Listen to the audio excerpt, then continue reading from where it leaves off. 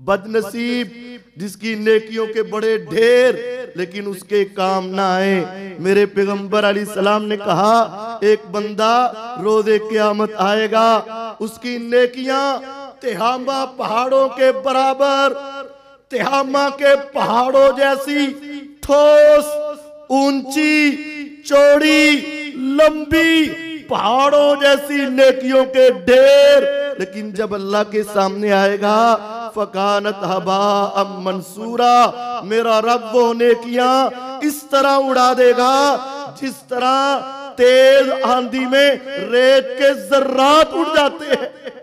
साहबा पूछते, आका इसकी वजह क्या है? वो तहज्जुद को उठा, उसने इशराक को पढ़ा, उसने फजर को अदा किया, वो इस्सा तक बेदार रहा, वो अपने माल को खर्च करता रहा। एक नेकी करना मुश्किल था, उसके पहाड़ों जैसे नेक अमाल, लेकिन सारे रेत की तरह खत्म। मेरे आका अलैहिस्सलाम कहते हैं, इदा खलो बिमहारिमिल्लाह इंतहाकुहा।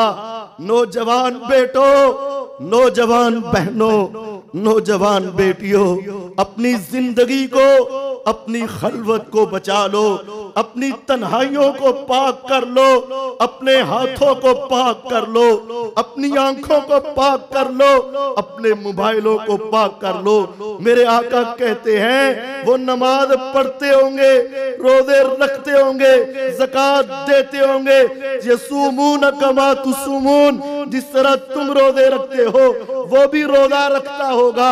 युसल्लूना कमा तुसल्लून, जिस तरह तुम नमाज के लिए अल्लाह के सामने हाथ बांध के खड़े हो जाते हो वो भी खड़ा होता होगा, लेकिन उसकी सारी नेकियां बर्बाद। साहबा पूछने लगे, सिफ़हुम लना या रसूल अल्लाह, अल्लाह के पैगंबर अलैहिस्सलाम जरा जल्दी बता दे वो बदनसीब कौन? हमने तो नेकियों के लिए औलादों को छोड़ा, वालिदैन को छोड़ा, रिश्तेदारों को छोड़ा, कौम कबीले को छोड़ा, बरादरी को छोड़ा, खानदानों को छोड़ा, दुनिया की झूठी इज्जतों को छोड़ा ताकि हमारी नेकियां बच जाएं, रोज़े क़यामत बदनसीब न बने।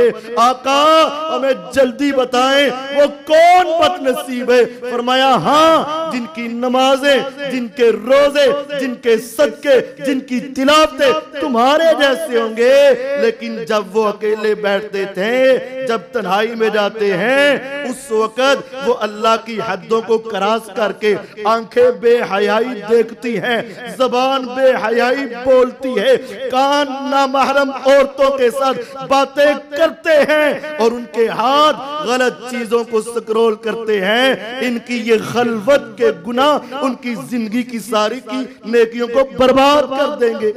बदनसीब, सारी जिंदगी की मेहनत जाए हो जाए। खुदारा अपने मोबाइलों को पाक कर लो, रात की तन्हाइयों को पाक कर लो, अपनी जलवत और खलवत को साफ कर लो, तुम इस बदनसीबी से बच जाओगे।